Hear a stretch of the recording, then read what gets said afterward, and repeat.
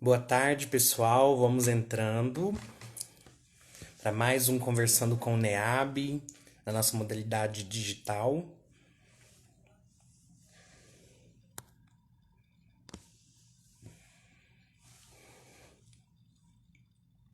A gente tem um tema hoje de extrema importância, que a gente discutir as relações raciais na sexualidade, entender melhor essas intersecções.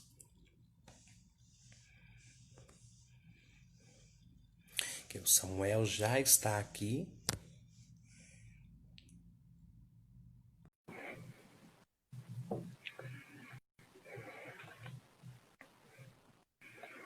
Esperando o Samuel entrar. Samuel, Olá, gente, tudo bom? Boa noite. tudo jóia? Estamos só dando um tempinho aqui para o pessoal terminar de entrar. Tá bom.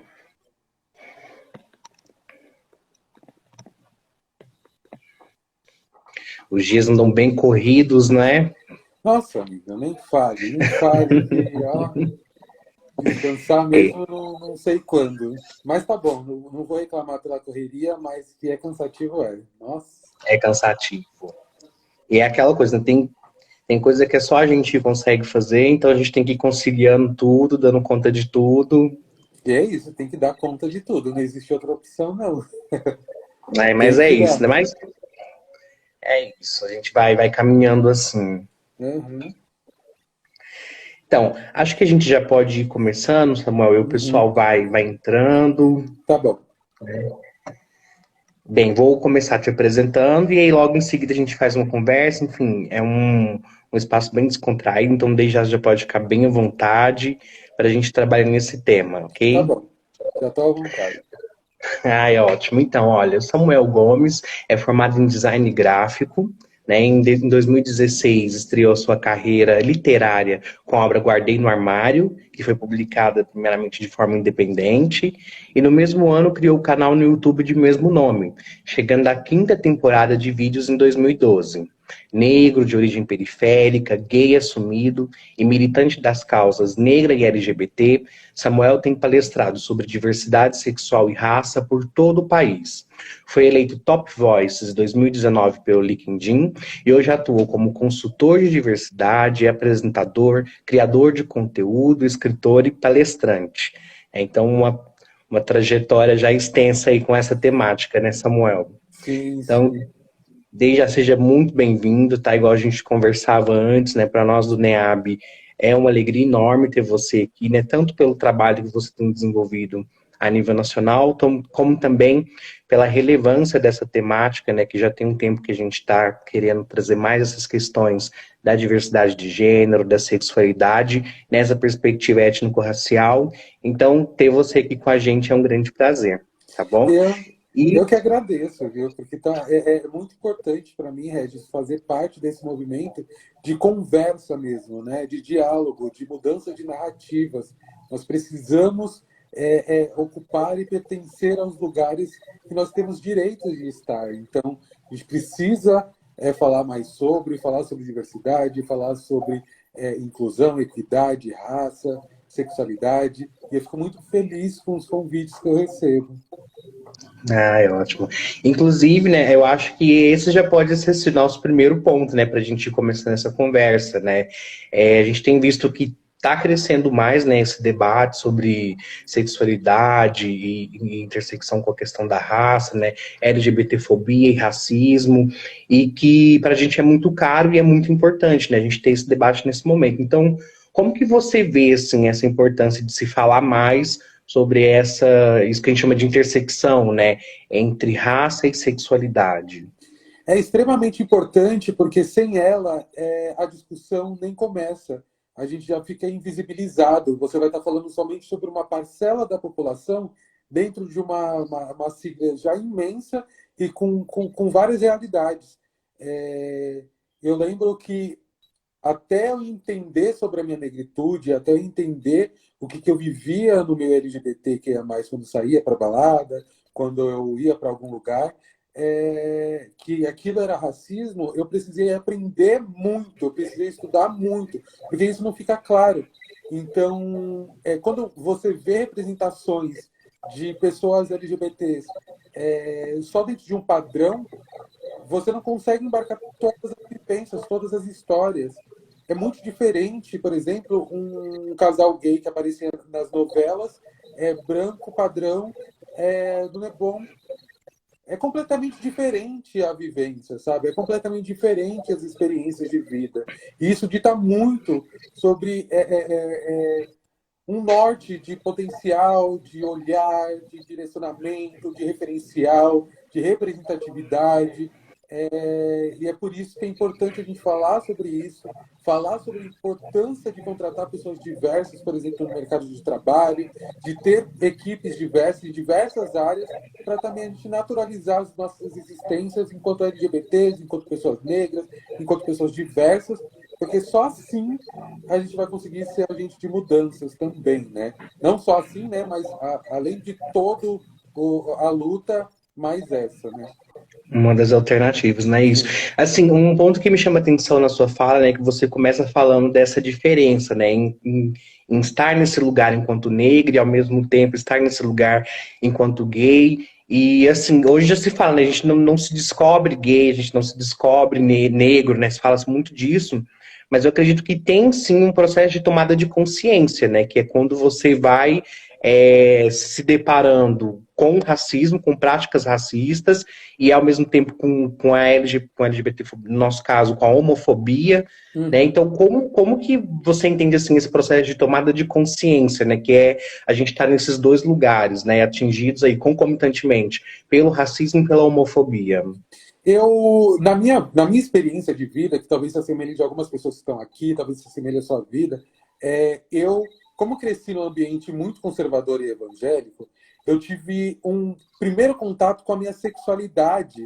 Por quê? Porque eu já sabia que, para eles, um menino gostar de um outro menino era pecado, era errado. E eu já sabia disso desde os 6 anos de idade, que eu gostava dos meus amiguinhos, mas não gostava das minhas amiguinhas da mesma forma como eu gostava dos meus amiguinhos.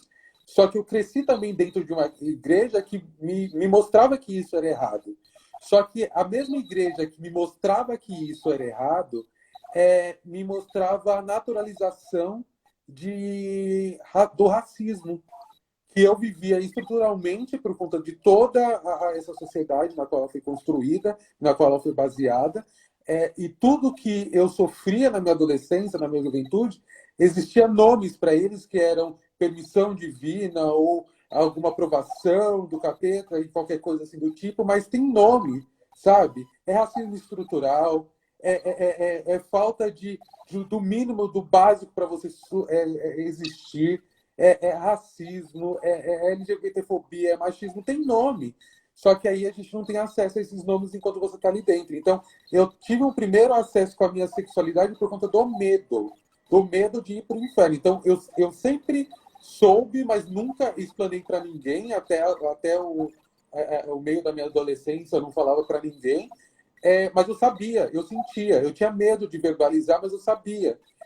Só que ser negro, por mais que eu fosse, e eu sou de uma família afrocentrada, todas de pele preta e tinta, isso a gente só tem uma dimensão depois. Porque como a igreja naturalizou os ataques racistas que nós sofremos e as pessoas sofrem, porque a gente fala sobre igreja evangélica, a gente está falando sobre periferia, que a gente está falando sobre a cor da periferia.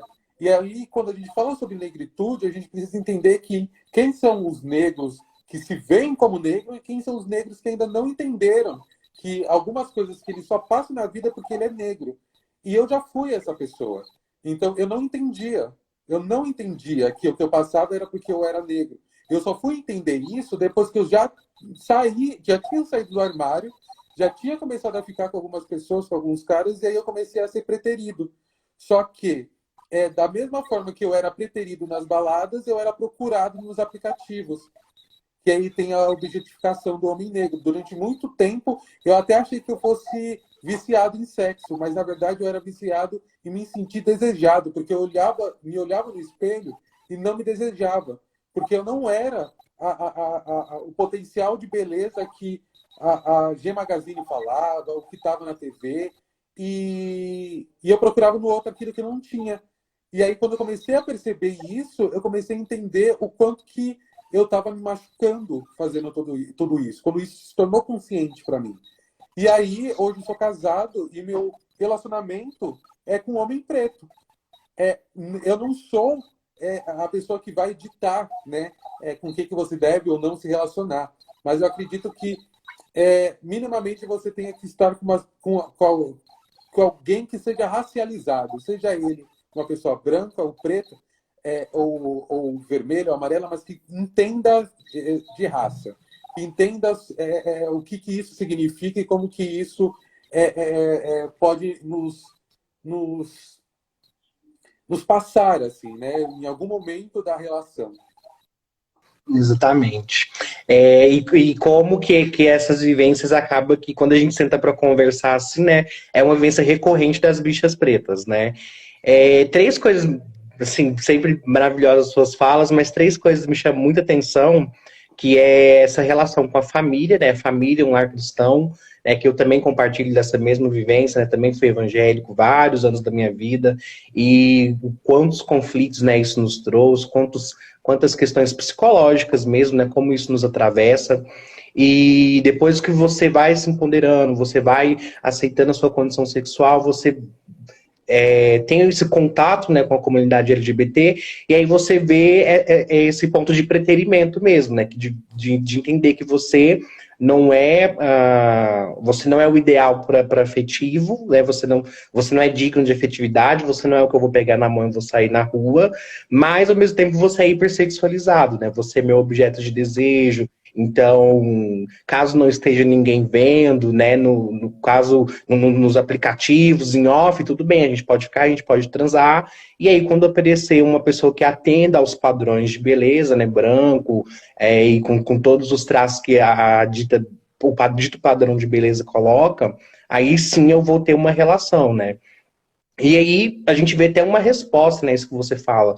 Eu vejo que essas relações afrocentradas, né, e igual você coloca, você está inserido numa, é uma forma que a própria, e para além da comunidade negra LGBT, mas a própria comunidade negra mesmo tem visto quanto alternativa para fugir desses lugares que muitas vezes a gente é empurrado, né? Exatamente, porque ninguém pensa ou como que vai ficar a saúde emocional dessa pessoa que é carente de afetividade. A gente está falando da população LGBT, por exemplo, que é uma população que tem carência de afeto. Nós, LGBTs, isso eu costumo dizer sempre para que as pessoas entendam, nós temos certeza absoluta que amor incondicional não existe. Porque senão nossos amigos e amigas, ou nós mesmos, não teríamos sofrido tanto com medo de falar quem nós somos.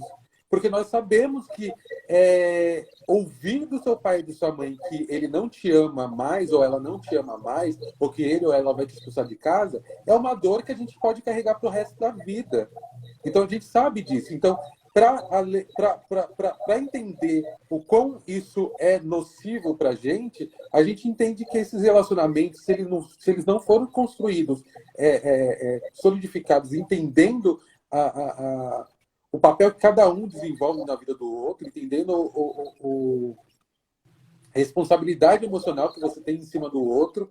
Porque, assim, se tudo estiver às claras, beleza, vai lá curtir, sabe? Vai lá fazer o que você quer fazer da sua vida. Acho que não tem problema nenhum, ninguém está aqui pregando moralismo. Mas, por exemplo, eu tenho vídeos no meu canal de entrevista, por exemplo, de um amigo meu, que até então ele nunca tinha transado numa cama.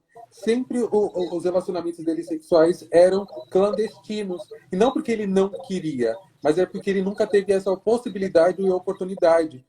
E ele nunca conseguiu um namoro, porque ele era uma bicha preta, afeminada, magrinha, baixinha, que não atendia nada dos estereótipos que a galera vê em site pornô, sabe? Em vídeo pornô. Então, são tantas dores, porque a gente já tem que enfrentar o racismo todos os dias, porque é muito difícil você dormir e acordar sabendo que você tem que enfrentar algo que não é uma culpa sua a existência.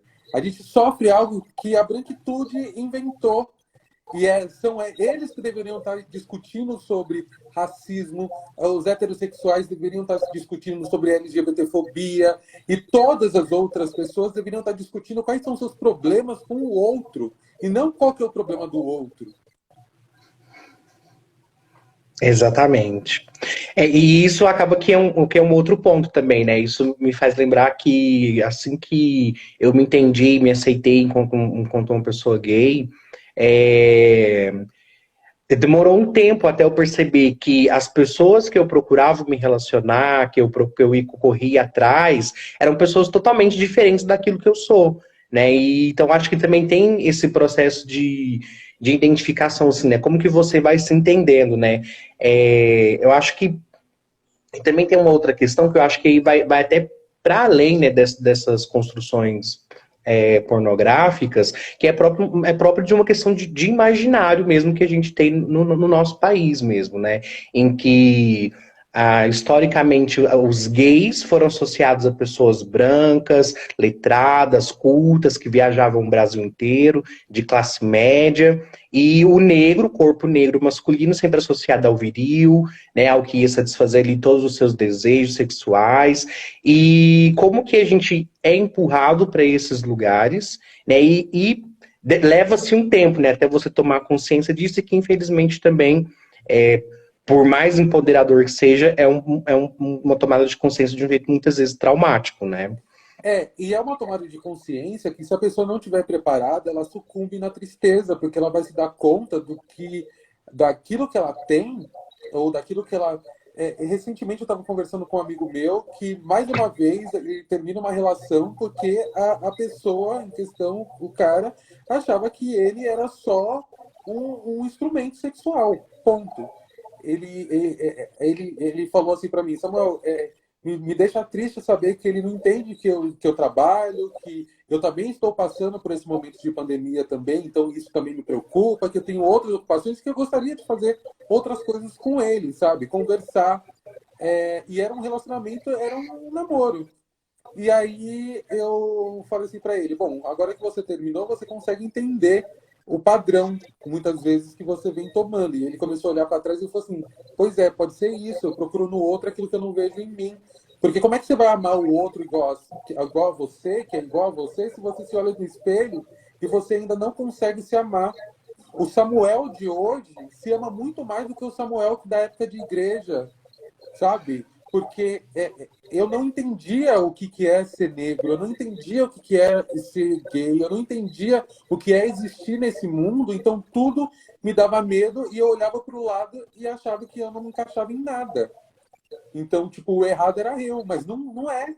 Não é e não deve ser, sabe? Isso precisa ficar claro. É um processo traumático? É um processo traumático. Mas é um processo que cada um vai ter no seu tempo. Tem gente que não vai ter mesmo, como segurança mesmo e proteção da sua própria existência e saúde mental. Tem gente que já chegou até o ponto de compreender isso, mas acaba se retroalimentando desse mesmo sentimento, porque as pessoas que percebem isso, esses comportamentos racistas e esse movimento de só usar o negro e mais nada além disso, tem pessoas que acabam vivendo disso para sempre, porque é a única forma de afeto, que é aquilo, não é a carência, não é a carência sexual que está contando naquele momento. Depois de um tempo, até pode ser falado, é uma carência sexual, mas muitas vezes é uma carência afetiva, é uma carência. E a gente não está falando somente de sexo romântico e qualquer. Não, a gente está falando sobre carência afetiva, de ter alguém que de alguma forma compartilhe o gozo da vida com você, uma felicidade extrema, sabe? De ter alguém para compartilhar aquele momento que é só seu e de mais alguém. É sobre não estar só, né? Sobre não estar numa solidão, né? Hoje fala-se muito sobre isso, né? Sobre a questão da solidão e como que isso importa, né? Como que tocar, trazer isso para a superfície para a gente entender é de extrema importância, né? Samuel, falando de vivências, assim, né? Que você já começa a tocar nessa questão, me lembra muito, assim, esse período antes dessa tomada de consciência, a igreja, em grande parte, era um espaço opressivo, mas a gente também tinha outros desses espaços, né? E aí me vem muito à memória a questão da vivência na escola, né? A gente chegou a fazer um conversando com o NEAB também com o Cauã Almeida, né, que trabalha com essa questão da sexualidade e com a questão de raça, e a gente falou sobre o entrelugar da bicha preta na escola, né? E aí, qual assim, as suas vivências, o que você lembra, o que você acha que é importante a gente estar conversando aqui? Bom, as vivências na escola foram as mais traumáticas possíveis, assim, pelo menos no que diz respeito a bullying, que na época não era nem bullying, eu não sei nem como que a gente chamava, porque é, eram agressões, eram assim. Eu nunca fui uma pessoa que gostei de jogar futebol, eu gostava de jogar handball, eu gostava de jogar vôlei, raramente eu jogava basquete, porque eu sou alto, tenho 1,83 e na escola tem uma coisa que é muito surreal. Até quando você não entende de fato quem você é, por mais que você já se questione, tem pessoas que já percebem e já começam a comentar da sua sexualidade, e geralmente são pessoas que você não quer que saibam. Não sei como descobrem, nem sei como fazem, mas aí você vira um alvo. Porque eles percebem que zoar você vai te atingir e isso dá prazer para eles. Então, levei peteleco na hora do intervalo. Eu já eu e meus amigos apanhamos na rua de trás do colégio, por nós temos um grupinho que ficava na hora do intervalo brincando de Pokémon. Olha a situação, porque a gente não estava ali brincando de rasteira ou futebol. Tipo, é, aconteciam e acontecem casos LGBTfóbicos no colégio. E recentemente entrevistei um amigo meu que o vídeo dele vai para o canal, acho que ainda esse mês ou mês que vem, que eu me recordo dessa situação. Ele sempre foi um menino muito afeminado e com trejeitos, mas naquela época todo mundo criança e ninguém, as pessoas zoavam, mas ninguém discutia sobre, ninguém falava sobre e estava todo mundo vivendo. Ele ficava andando com as meninas mais velhas, que eram as meninas que moravam mais próximo ali da casa dele, e ele estava numa sala, tipo, no último andar. Eu não sei o que aconteceu, eu sei que a escola inteira, e eu ali, meus amigos assistindo, começou a chamar ele de Vera Verão. E isso era um apelido muito recorrente para as bichas pretas na infância. E vocês não sabem o quanto doía. Que bom que a gente ressignificou a existência do Jorge Lafon e da Vera Verão como personagem, porque é importante que a gente só está aqui porque Jorge Lafon e várias outras bichas pretas estiveram no passado ocupando espaços que a gente nem imaginava que poderia ser ocupado por pessoas pretas LGBTs. Só que naquela época a gente não tinha essa consciência, o que fez com que meu amigo fosse correndo para dentro da diretoria, se trancasse lá dentro e começasse a chorar. E aí ele me confidenciou uma coisa que poucas pessoas passam por isso. E geralmente são pessoas LGBTs pretas ou pessoas LGBTs fora do padrão. Que é o medo de sair, ir para o pátio da escola ou ir embora, porque você pode ser alvo de violência. E ele começou a sair sempre 5 minutos antes, ou no horário mesmo, mas saía correndo e ia correndo para casa para não apanhar, porque sempre tinha alguém querendo bater nele, porque ele era o mais fraco. Exatamente, né? Acho que essa. Como que o chamar de Vera Verão, né? É como realmente é recorrente, né? Eu fui chamado várias vezes, outros colegas também que são bichas pretas também, chamadas do mesmo nome. E é interessante que a gente vê aí, né, como que tem também um fundo de consciência racial, né? Porque poderia te associar a você poderia ser associado a qualquer outra figura gay, ou qualquer outra figura mais afeminada, ou qualquer outro desdobramento, mas não, vai no personagem que sim, é gay, né, mas que também É mas que traz caricato. também a questão da raça, né? Exato, e é caricato, e é aquilo que eu estava discutindo hoje cedo numa palestra. É o negro sendo usado como piada, sabe? Não é rir com a gente, é rir da gente. Então, por que será que desde Vera Verão nós não tivemos ainda um personagem negro, gay, de extrema importância na TV, em rede aberta? Alguém já se perguntou por que, que a gente já teve beijo gay, já teve pessoas trans? Isso tudo é muito importante. Por que, que não teve ainda nenhum personagem negro gay? E quando teve, eu não vou lembrar qual que é a novela, que também, se vocês forem procurar, vocês vão encontrar um que teve, e o tempo de vida dele foi muito pouco, porque não entrou no agrado do público, segundo a Globo, e eles mataram o personagem. Como que isso ainda reflete, né? Pois é. Eu quero só fazer um parênteses aqui na nossa conversa. Eu tô vendo o pessoal participando aí. Pessoal, a gente costuma, nos nossos conversandos com o NEAB, a gente costuma dar oportunidade, né, para que abrir espaço também para que quem está nos assistindo participe também. Então, quem quiser deixar algum comentário, alguma pergunta aí escrever aí para a gente, né, a gente vai estar lendo também para estar interagindo com vocês. E é isso, Mel, eu queria falar com você também. A gente falou aqui Ah, sobre. Sim. só um adendo. Aqui estão falando da Lacraia, que com certeza foi uma artista incrível, e teve uma morte horrível, infelizmente, mas olha qual é o inconsciente coletivo e qual a narrativa que eles estão dizendo sobre as pessoas pretas que aparecem na TV. Olha como que elas terminam a sua jornada. É isso que a gente tem que mudar, porque já é muito difícil existir enquanto bicha preta nessa sociedade e a gente não merece esse fim. Como que essas violências elas vão se acumulando e para onde nos levam, né? E aí já chama a atenção para esse próximo ponto que eu quero falar com você, né? Que a gente falou aqui sobre igreja, sobre família e tantas outras questões.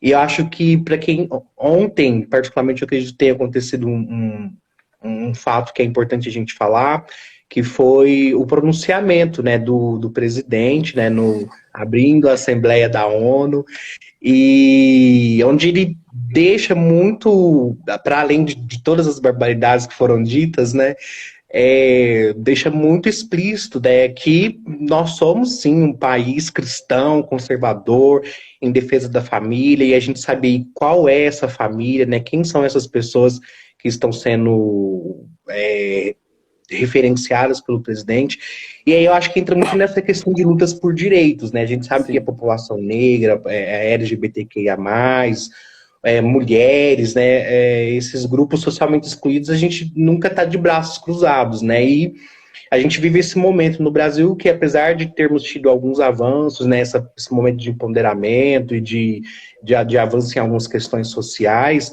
a gente tem assistido agora alguns retrocessos e principalmente nesse campo discursivo, né, que criminaliza ainda mais a nossa existência. Como que você vê isso, assim? Eu rio de nervoso porque a gente já não sabe mais o que argumentar para dizer o quão absurdo é esse cara, né? É absurdo, assim, eu fiquei muito chocado com tudo que eu vi e também com a forma como ele naturalizou todas as mentiras que foram contadas, sabe? É patológico já não tem mais explicação, não tem cabimento tudo isso que acontece. Só que, na verdade, o que eu sinto é que algumas pessoas sentiram a liberdade de sair do armário delas, do racismo, da LGBTfobia, da xenofobia, do preconceito, da gordofobia. Elas estão à vontade porque elas conseguiram, de alguma forma, fazer com que boa parte da população não fosse votar. A outra parte que foi votar não conseguiu ter o voto suficiente para fazer com que o outro candidato ganhasse. Então, eles não tiveram o melhor candidato ganho. Eles tiveram a brincadeira deles de poder se concretizando. Só que agora a gente estamos todos nós sofrendo as consequências que vão para além só da nossa comunidade. A gente está falando a nível de Brasil tudo que esse cara tem feito. Nós, como pretos, LGBTs, periféricos, a gente já entende que isso acontece e a gente está lutando contra isso há muito tempo, contra a violência do Estado, contra a falta de saneamento, de educação. Quantas mulheres trans estão aí brigando e lutando por estudo e por oportunidade de trabalho? Quantos meninos e meninas de João Pedro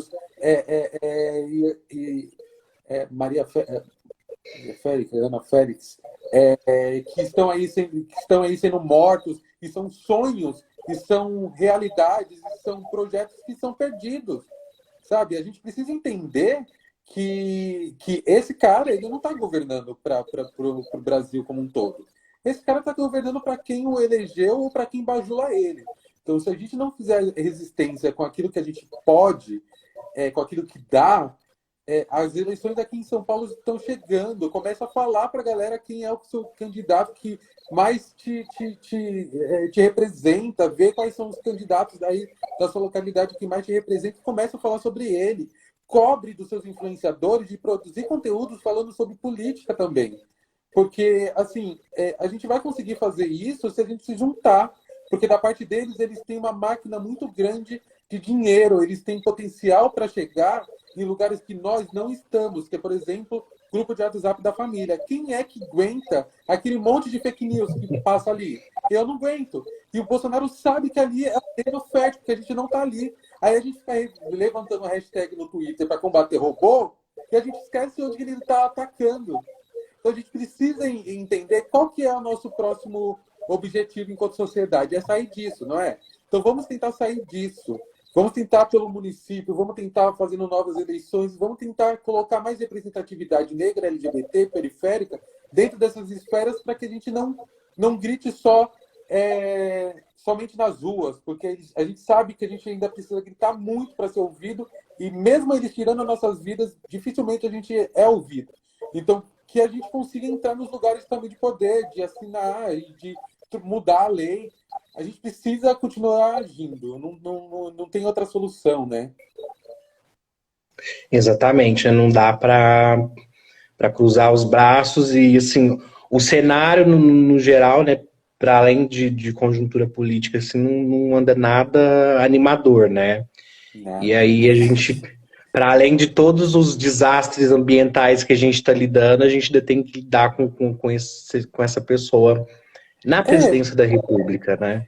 O que eu fico pensando é que, lógico, a gente não pode naturalizar o sofrimento, mas a gente precisa entender o quanto que nós somos os ecos dos nossos ancestrais e o quanto que hoje ter minimamente um pouco de voz para conversar com algumas pessoas e fazer com que algumas pessoas enxerguem a sua própria realidade e tentem mudá-la, isso já é um pequeno avanço. É lógico, tem muita coisa para acontecer. Ninguém disse que a luta seria fácil, né? Talvez a gente pensou que a gente já tivesse um pouco mais evoluído em relação a vários temas. Mas eu convido vocês a assistirem o documentário da Netflix, todo mundo está falando aí, que é o Dilema das Redes. Porque faz muito sentido. Eu assisti. Faz muito sentido. A gente realmente tem a falsa impressão que a gente está convertendo não convertidos, porque a gente está dentro de uma bolha de pessoas que pensam muito parecidas com a gente. E a gente se fez e se fechou nessa bolha porque é sadio também, né?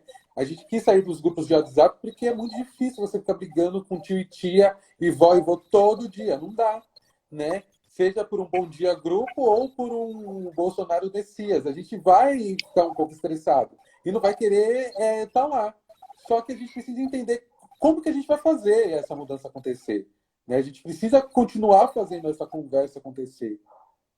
Exatamente, né? Acaba que a gente teve as redes e com todo esse avanço que a gente teve nas últimas décadas, acabou potencializando, né? Eu vejo assim, o nosso próprio empoderamento mesmo, né? Construindo fortalecendo redes e grupos e colocando contatos, né? Pessoas que estavam distantes e que dificilmente conseguiriam contato, colocando em contato, mas ao mesmo tempo também existe um lado, né? Que realmente abriu as portas para que o ódio, né? O ódio se instaurasse nas redes e a gente assistisse tudo isso que a gente está vendo, né? Sim. Tá começando a chegar as perguntas aqui, Samuel. A Liz Neide, a Liz Neide é nossa secretária do NEAB, né, lá daqui da Federal de Uberlândia, e ela pergunta assim, voltando um pouco quando falou sobre ter um relacionamento com uma pessoa consciente que é racializado, seja negro ou branco. qual diferença você enxerga entre relacionamento afrocentrado e o monorracial? Bom, ao meu ver, eu vou dizer o que eu penso e não o que está como vocês devem enxergar, né?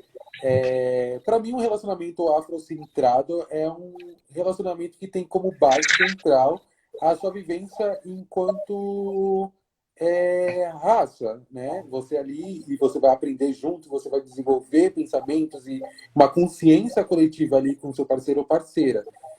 Monorracial, para mim, tem mais a ver quase como geracional, porque quando você vê, por exemplo, alguns povos asiáticos, aqui, por exemplo, no Brasil, que só se relacionam muitas vezes para casar com a mesma raça, aí a gente está falando sobre monorracial de uma estrutura, tá? De afrocentrado é que você vive numa estrutura que não te pelo menos isso eu estou falando ao meu ver, gente, pode dizer que as pessoas têm uma outra compreensão, mas que você não tem como obrigação ser monorracial, mas você pode, por escolha e consciência, ser afrocentrado, por exemplo, para que se relacionando com uma pessoa também que tenha uma consciência racial, porque senão uma relação que pode ter vários problemas se a pessoa também não for racializada, mesmo sendo uma pessoa negra. Sim.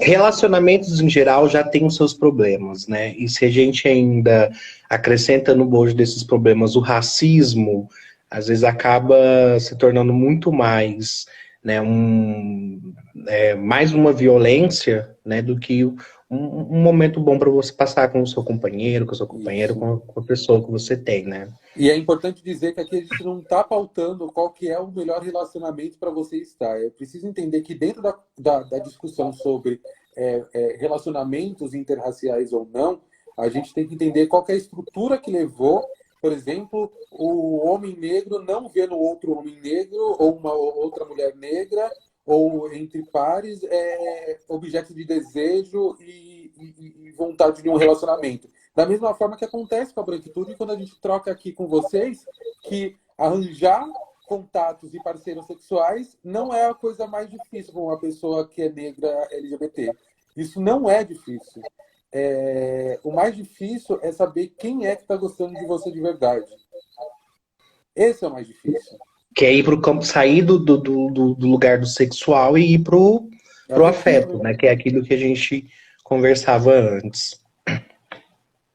Ela está te respondendo, excelente, Samuel, obrigada. Tá. Pessoal, quem tiver mais questões, pode estar mandando aqui para a gente ir conversando. O Samuel também, se quiser levantar algum ponto, tá? Que a gente pode ir debatendo mais, que eu acho que a conversa está muito boa.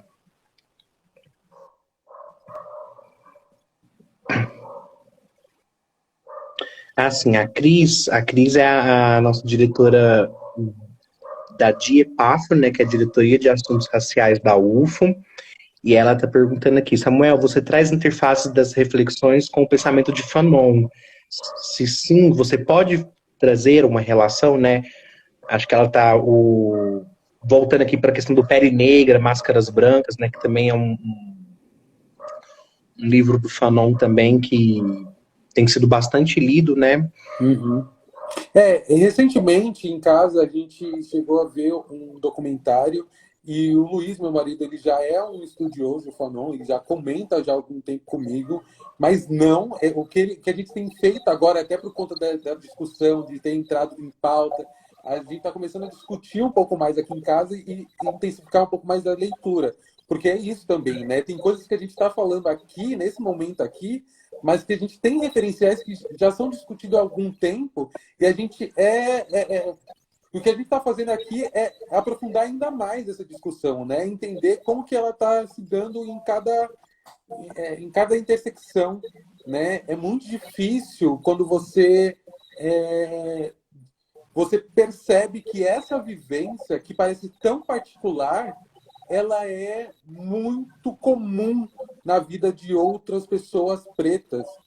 E isso que fica claro quando eu vejo algumas coisas assim, sabe? Exatamente. Só estou respondendo o pessoal aqui da equipe que está mandando as mensagens também. É bem que a gente comentou mesmo, né? Como que essas questões, né, hoje elas estão bem mais colocadas, né? Que se a gente for ver também, o Fanon tá falando de afrocentralidade, né? Tá falando sobre essa paixão, né? Do, Do outro, desse da desejo que a gente tem, tá sempre procurando o outro naquilo que a gente não se vê, né? Exato, exato. E isso é muito forte. Tem a ver com o que tem de mais íntimo na gente, né? O que eu falo, o que eu gostaria que tivesse mais clínicas psicológicas e psiquiatras na periferia do que igrejas abertas, porque nós somos um povo que nós carregamos um trauma histórico, assim, trauma de violência atrás de violência, que circunda a escravização do nosso povo, que mata as nossas crianças, os nossos jovens, que tiram da gente a oportunidade de trabalho, que nos expulsam de casa pela nossa orientação sexual, o nosso gênero, que muitas vezes estupram as pessoas que a gente ama, e a gente não tem um respaldo psicológico para lidar com isso, avançar e ajudar outras pessoas. É por isso que eu levanto muito esse debate da gente começar a conversar sobre raça, sexualidade, gênero, e fazer mais essas discussões, porque muitas pessoas vão começar a se sentir representadas e não se sentir únicas, não se sentir isoladas, porque aí fica fácil de uma instituição ir lá e laçar e dizer, olha, nós estamos aqui para te salvar. E aí essa pessoa não vai ser salva coisa nenhuma, ela vai morrer de tristeza, ela não vai conseguir chegar ao limite da potencialidade dela criativamente ou de felicidade, sabe? É triste ver pessoas ainda vivendo uma mentira, né? Ainda existem pessoas vivendo uma mentira. Ontem eu fiz um post e recebi um comentário, depois vocês veem lá, é de um texto que eu fiz do Twitter. É o comentário que mais tem likes, acho que tem mais de 30 likes lá. De um rapaz, uma menina, não lembro, falando sobre a situação que ele está vivendo dentro da pandemia, porque isso aconteceu com muitas famílias. Muitas famílias que têm parentes que são evangélicos, principalmente pai e mãe, que são chefes de casa, geralmente, eles entraram numa paranoia tão grande de acreditar que a pandemia seria o fim do mundo e entraram numa paranoia tão grande que eles estão fazendo o inferno na vida das pessoas que são LGBTs dentro de casa. Elas podem estar ou não fora do armário, mas elas ainda assim estão sofrendo, porque elas não têm mais o espaço da casa do amigo, do colégio, da empresa, para poder se sentir pertencente, para poder se sentir ela mesma. E isso vai deixar sequelas por muito tempo. E poucas pessoas estão falando sobre isso. A gente precisa conversar sobre isso. Né, como que para alguns estar em casa é estar numa posição de segurança, né? Tá aí se protegendo desse vírus que está colocado, e como para outros é você estar mais uma vez num lugar de violência, né? A gente tem aqui a pergunta da Camila. A Camila é coordenadora executiva do NEAB, né, que é o Núcleo de Estudos Afro-Brasileiros, nosso núcleo, e ela pede aqui, né, Samuel, poderia nos indicar livros, filmes, né, outras produções que abordam questões de raça e sexualidade fora desse padrão estereotipado? Aí ela Claro. continua, talvez da cena alternativa, não sei. Ó, teve uma série que eu encontrei, eu vou falar da última, porque tá mais recente aqui, e é uma série que eu até comentei também nas minhas redes sociais, porque eu tô tentando lembrar o nome da atriz. Eu sou péssimo com o nome, mas o nome da série I May Destroy You, que é da HBO, se eu não me engano, mas tá aí pra gente poder encontrar em todos os lugares, se é que vocês não entendem, mas então assistam. Mas vale a pena, porque é a história de uma mulher negra, pele retinta. Essa atriz é incrível, ela já fez vários outros papéis de mulheres fortes, e ela passa por uma situação de estupro. Isso é muito pesado, porém, a forma como ela lida e o que ela faz, e os conflitos que ela tem, e os personagens que são envolvidos ali, porque ela tem vários amigos, e um amigo dela é um homem negro gay, que ele enfrenta também essa realidade dos aplicativos. E olha só que interessante. A, você vai assistir a série sabendo qual que é a linha condutora, mas todas as outras histórias dos outros personagens são tão envolventes quanto, E aí você vai ver como que é diferente quando você tem uma diretora negra produzindo conteúdo pensado para pessoas negras, porque aí você tem ali os personagens humanizados, né? Eles são pessoas com profundidades. Aí você tem um cara que é gay e que sai em aplicativo, e quando ele recebe o afeto pela primeira vez de um cara que ele saiu, porque ele saía todos os dias, e a gente sabe que é assim, ele estranhou. Ele falou assim, que isso? Tem alguma coisa aqui nessa comida? Por que você está me dando? Porque é isso, né? A gente passa por essa situação e ali está sendo Sim. representado. Então, e qual que é o limite para você saber o que foi um abuso, o que foi um estupro, e quando você foi estuprado ou não, mesmo você estando num relacionamento, e ela toca sobre esse assunto. Ela fala também sobre o dilema das redes sociais, e isso me tocou muito, que ela se tornou também uma influenciadora nessa série. E aí ela mostra muito o que é real, que poucas pessoas veem. Às vezes você vê aquela pessoa ali militando e tá numa força incrível, mas o quanto que ela tá chorando e sofrendo atrás daquele celular. Então ela mostra isso. Então é uma série que é bem profunda e aborda vários temas que a gente está discutindo aqui e com uma sensibilidade que é difícil encontrar em produções. E só foi encontrada dessa forma porque é uma produção pensada pra gente e feita pelos nossos. Sim. Ótimo, uma excelente indicação aí. A gente tem também aqui, Samuel, a pergunta do professor Guimes, que também é da UFO. Ele diz: gostaria que você comentasse a seguinte afirmação: a luta negra no Brasil pode ser dividida entre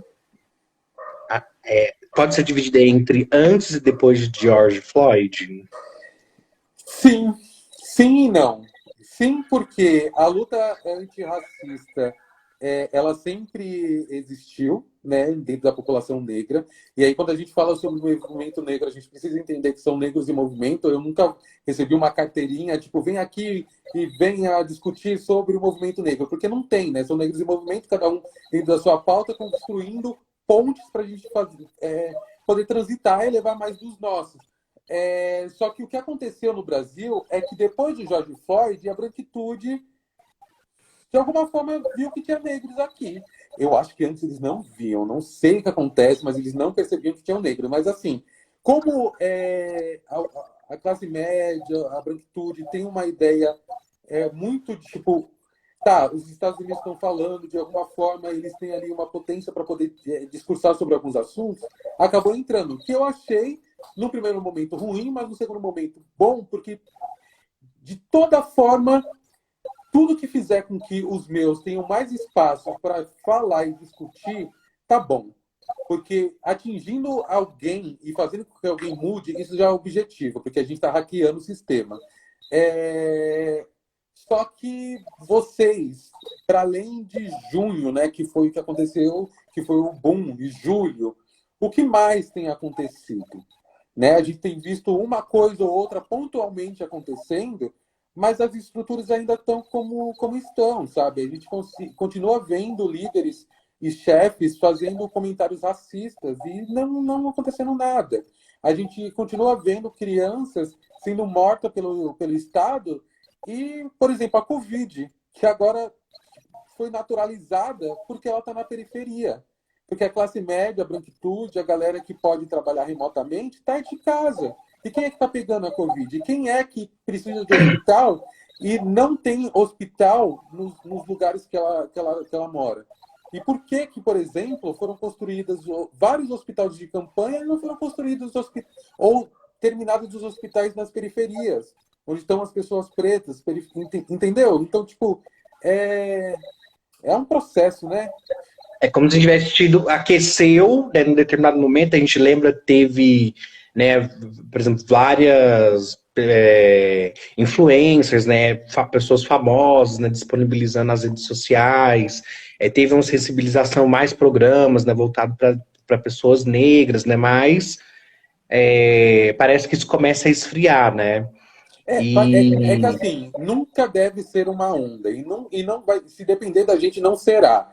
Porque assim, o espaço que a gente tem conquistado, a gente tem mantido. Porque por mais que algumas pessoas só tenham vindo na onda, nós não. Todas as pessoas pretas que conseguiram um espaço maior dentro desse período, utilizaram para fazer discussões que antes não existia espaço. E mesmo que seja só um momento, essa pessoa não vai ser ingênua, ela não vai ser ignorante, ela já vai ter acesso à informação e que ela seja uma replicadora dessa informação. É isso que eu espero, sabe? É isso que eu espero. Sim, a Camila coloca aqui, né? Fico pensando até que ponto esse movimento da branquitude, no caso do George Floyd, não teria a ver com esse momento de maior atividade das redes sociais, né? Será que teríamos essa movimentação se não fosse a pandemia, o isolamento social e o fato das pessoas estarem mais em casa e mais conectadas? Né? Eu penso exatamente da mesma forma, porque desde quando a pandemia começou, pelo menos 6 crianças pretas morreram e não teve uma comoção como teve do George Floyd, e não é comparando o sofrimento, mas eu queria entender se o sangue americano é de outra cor, se o sangue estadunidense, porque é o mesmo sangue vermelho, é o mesmo sangue que escorre, e é o mesmo corpo preto.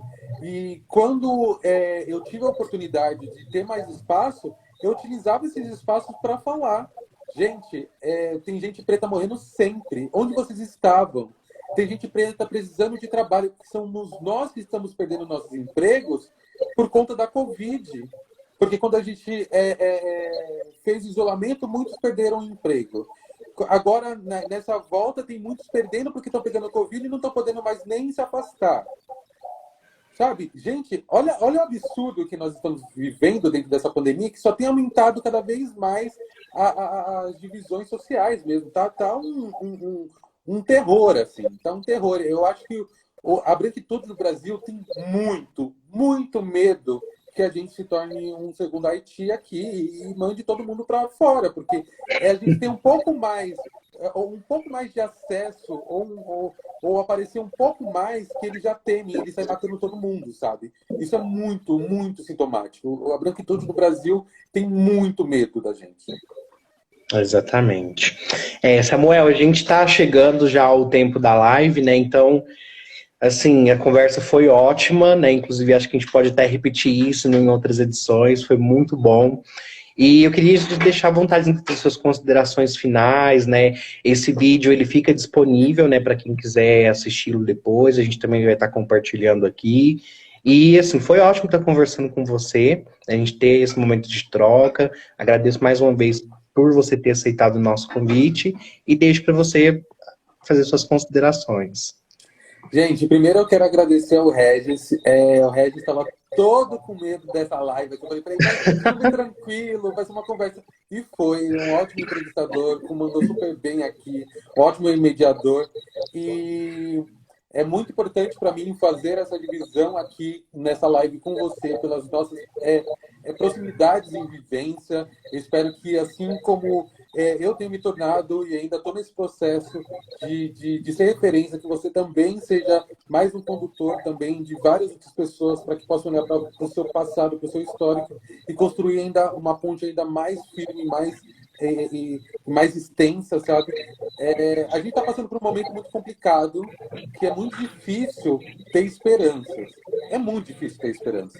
Mas a gente está chegando uma eleição. E se tem um momento que a gente pode tentar ter um pouco mais de esperança, é na dita festa da democracia, que não chegou para a população preta, né? Essa democracia, para a população periférica, mas existe a possibilidade da gente levantar mais vereadores e vereadoras que defendem as nossas causas, para que possa, de alguma forma, nos ajudar nas leis e colocar algum prefeito ou prefeita que nos blinde um pouco mais das atrocidades desse presidente, né?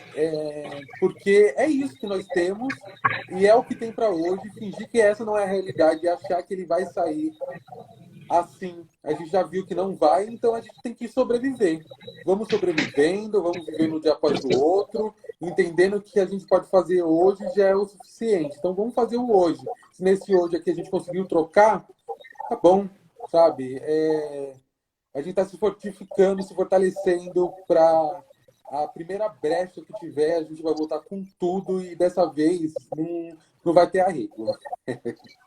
É isso aí. Então, pessoal, esse foi nosso Conversando com o NEAB de hoje, né? Peço que vocês continuem acompanhando a nossa página para acompanhar, para saber mais dos nossos eventos, né?